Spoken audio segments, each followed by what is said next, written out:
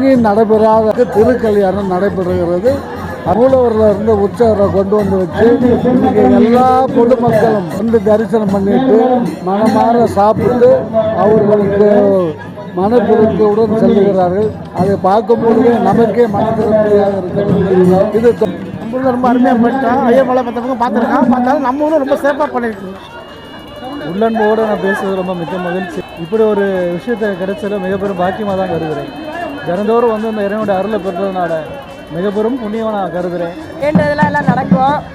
நம்ம முருகர் நம்ம ஊருக்கு வந்தது நல்லா சிறப்பாக இருக்குது. நல்லா எல்லாத்துக்கும் நல்லா திருப்தியாக சாப்பாடு போட்டு எல்லாம் முடிஞ்சாச்சு. அதான் சாமி ஊர்வலம் போகுது.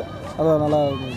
ஆமாங்க, நாங்கள் தான் போட்டுருக்கோம் எல்லாத்துக்கும். எத்தனை பேர் வந்து சாப்பிட்ருப்பாங்க? ஒரு 1000 பேர் சாப்பிட்ருப்பாங்க. கமெண்ட் சொன்னாங்களா எதுவும்? அதெல்லாம் நல்லா இருக்குன்னு சொன்னாங்க. இப்போ சாம்பார் ரசம் புளிக்குழம்பு நல்லா இருக்குன்னு சொன்னாங்க.